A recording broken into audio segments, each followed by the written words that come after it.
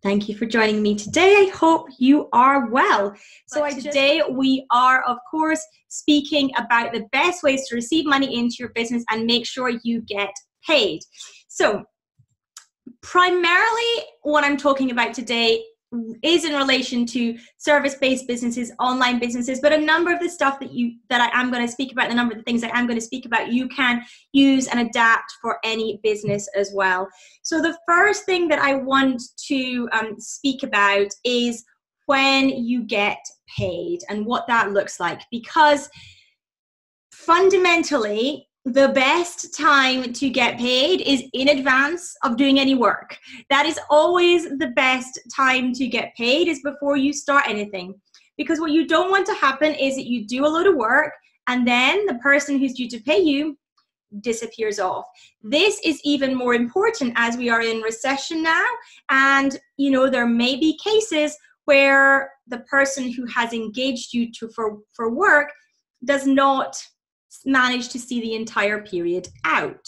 So understanding when you are getting paid and aligning that with the work that you are putting in is going to be very important. So ideally, the best way is always if you can have some kind of payment in advance for the products or services that you are providing. If you can't get payment in full, then it is some kind of deposit, perhaps with some staged payments that happen throughout, in order to ensure that you are not delivering a huge amount of work that you may never get paid for. So that is really, really important, of course. And the other option is that you have somebody, and that basically works for kind of one-off project-based type things. You make sure, if you can make sure that you have that set up, that is going to put you in a stronger position as well. It also means when it comes to budgeting that you can budget a bit better with a bit more information, because when you're getting paid, you get money in before you potentially have to pay out money for products or to freelancers or whatever that might be. So understanding how that money flows during that cycle is really, really important in your business.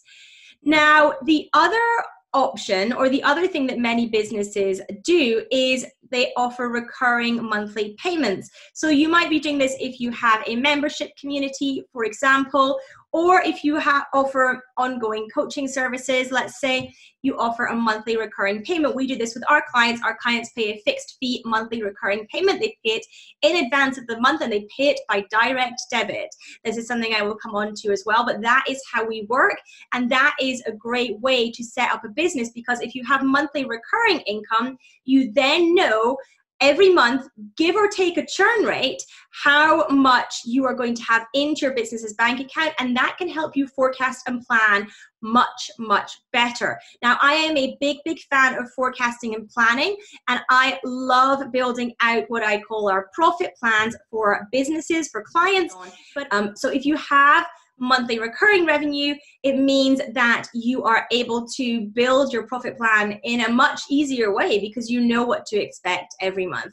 Now, if you are getting people who are signing up on programs with you, say a 6-month program, a year-long program, a 3-month program, whatever that might be, making sure that they do either pay in full before it starts, or you pop them onto a payment plan. But the payment plan ideally should not extend beyond the length of the time that you are providing support for them. So ideally, if you have a 3-month program, you do not want payments to exceed a 3-month period. And this is because they will then be paying for months and months after they've received the benefit. And they're in that kind of tangible space. And it becomes much harder to pay for bills that we received the service for ages ago, because it's just frustrating for us as individuals to be continually paying for something that we feel we're no longer receiving. And that's the issue. And if you are in that position, you may find that your default rates are much, much higher than they would ordinarily be, because people just end up canceling, and then it's very difficult for you to have any leverage to go back and get the money you are due as well. Of course, you can pursue it through things like small claims court, but it becomes much, much harder to get those funds because the period has passed. It's not like you can cut off access to things and stuff like that. So that's really important to remember as well. Now, with anything that you are implementing, whether it's advance payments, deposits, stage payments, monthly recurring payment plans, whatever version of that works in your business and you're going to put into your business, please, please, please have a system in place that lets you know if somebody is defaulting, if somebody has not paid you on time, so that you can take the necessary steps. Now, you need to design what those are. It might be that you cut off access to an online program. It might be that you kick them out of the Facebook group. It might be that you say they can't have their next call. It might be that you don't post something out that you were due to post out. It might be that you don't go to a meeting that you were due to go to or on site, whatever that looks like. But you need a system so that in the event of default, what happens? What do you put in place? I worked with a client a couple of years ago where they took me on board because their system was a horrendous mess, for want of a better word. And they actually had hundreds of people who over the last couple of years had defaulted on payments, and they had no idea even that the payments had been defaulting. They had no idea actually how many people were in their membership and how many were paying and how many weren't, and the numbers in their Facebook group for their membership bear no correlation to the number of monthly payments they were receiving in the bank account. Also bore no correlation to the number of people that were tagged as active members in their CRM. And it was just a complete and utter mess. And they probably lost hundreds of thousands of pounds because of the complete shambles that that system was in. So if you are setting up this system for your own business, make sure that you have alerts happening so that if people default, you know about it and they are tagged appropriately in your CRM or wherever they need to be in order for you to stop doing something or start doing something or whatever that process is, so that you don't lose these people and lose this money. Make sure you have those things in place. And also, if somebody cancels, what systems do you have in place for perhaps re-engaging them, getting them to start working with you again, getting them to, come back into monthly paying, whatever that looks like. These things need to be really, really worked out and ironed out. And you can even map those down on a piece of paper. So what is the journey? If somebody defaults once, what do I want to happen? Well, I want to be informed. They need to be informed. What's the system? If they ignore it, what's the system? If they pay, what's the system? What tags need to come off? What things need to go on? How does that work? And you really need to be clear on this and get it set up fully so that as you scale, you don't end up with a horrendous mess like these people did. It was incredible, the mess that it was in, and that's not what I want for you at all, because you really can't actually scale a business and you can't actually run a business like that. It ends up completely falling over, and it ends up with you not having an understanding of how much money is due in every month, and it just has massive rippling effects because you're potentially servicing clients who haven't paid in a year. This is what they were doing, servicing clients who hadn't paid in a year, sending stuff in the post to clients who hadn't paid in 18 months, and it's costing your business a vast amount of money. So making sure that those things are in place as and when you grow and scale is incredibly important. Now, if you're already at scale and you don't have these things in place, then you're gonna need to get them in place kind of yesterday. So it's really worth spending some serious time mapping this out, perhaps even getting some kind of support within your business to do that. So looking both from the tech side and the finance side as well, and getting somebody or a couple of people to come in and work together to actually build a system that is not going to fall over again, to make sure that you recover what you are due and make sure that going forward you're not going to have a system that is falling over on itself and costing you tens of thousands of pounds primarily and perhaps. So getting that in place is going to be really important as well. So what can you do in order to automate this, to make it as smooth as possible? Well, of course, there are financial systems that you can get in place to start automating this. You can look at using things like Stripe, like PayPal, like Go Cardless, to be auto collecting funds from people. And as I said, setting up triggers and alerts so that should somebody default, you know straight away and you can take action on that, or somebody in your team can take action on that. But I would recommend, even if you have someone on your team taking action, that you as the business owner, as the CEO, know of every single default that is happening every single week. So you can keep an eye on this and make sure that it's not systemic in your business. If it's a one-off, that's okay. If it starts to get, there are tens and hundreds of people doing this on a weekly basis, then you've got a bigger problem and you need to investigate that. You know, whether that is that the people in your program are not quite the right fit for the price level, whatever that might be, you need to investigate why people are defaulting and what that means for your business in the longer term as well.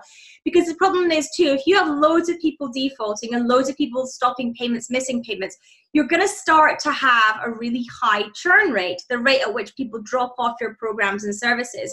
And the higher the churn rate, that means that you're retaining people for less time, and it means that actually you keep needing to find new customers or clients to even just to offset the ones you've lost, let alone to grow and scale. So that causes a real problem as well. And this was another issue with this business that I was speaking about, is their churn rate was incredibly high. And had they been monitoring that, they would have spotted it and they could have potentially improved their client communications, their collection of money, etc., to avoid having such a high churn rate and drop-off rate, and to avoid having those massive problems in their business, which caused some real huge issues.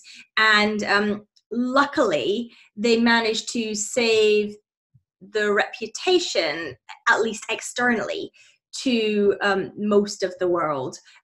They didn't manage to save it necessarily to some of the clients, and they didn't manage to save it, of course, to some of the suppliers, but they did manage to save it in the most part. But that's not a good position to be put in either, where you're firefighting in your business as a result of these financial systems and processes not being in place and not working properly. And the collection of money and how you do that is probably the most important financial system you could have in your business. There is nothing more important than getting the money in for the work you are doing. So, well, maybe keeping it is another incredibly important bit of it, but making sure the money comes in is so important. I've also seen businesses where they have been working very hard and then they just don't invoice. They either forget to invoice or they just don't issue an invoice. That kind of thing is not going to keep a business going. That is a big reason why we need to make sure we get funds up front or stage payments, and also keeping on top of whether those have arrived, what the process is if they haven't, and getting those things in place in your business. So I hope that's helping you understand a little bit about the best ways to receive money into your business and making sure that you get paid. Any questions, do ask me in the comments.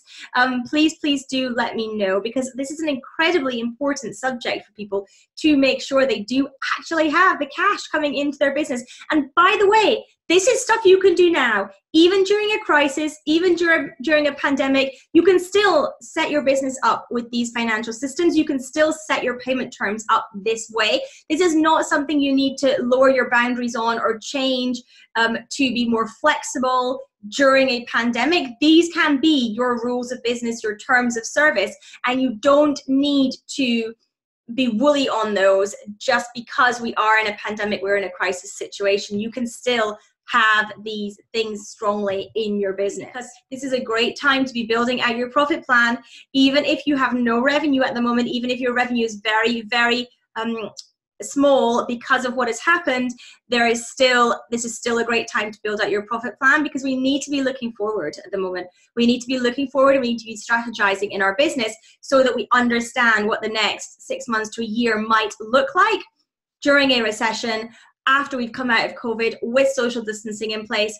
What that looks like for our business is incredibly important at the moment to understand and try and get as much clarity on as we possibly can. Now, of course, that is tricky because anyone can actually call themselves an accountant. They don't actually have to be qualified. So you're going to want to look for somebody ideally who is a chartered accountant. If not, then you can look at somebody who is ACCA, so certified accountant potentially, but chartered accountant is the highest level of qualification for accountants. So you're probably going to want to look for a chartered accountant and making sure that they're commercially savvy. Part of the problem with many business owners when they go and see an accountant is the accountant doesn't have very much level of understanding of, say, online business, commercial savviness. They don't seem to have a commercial aspect to them very much. It's all about number crunching and backwards looking rather than forwards looking and progression. So making sure that they're on the same wavelength with you as that is going to be really important as well. More questions coming in. So I hope this session has been useful for you in having a little think about the collection of money, the system, the processes that you might want to put in place to make sure that is going to be happening in your business, and you'll be alerted if it doesn't, because as you grow and scale, that can be a big problem that exists if you are not on top of that in the business. So thank you everyone for tuning in. I appreciate it, and have a great rest of your day. See ya. Bye.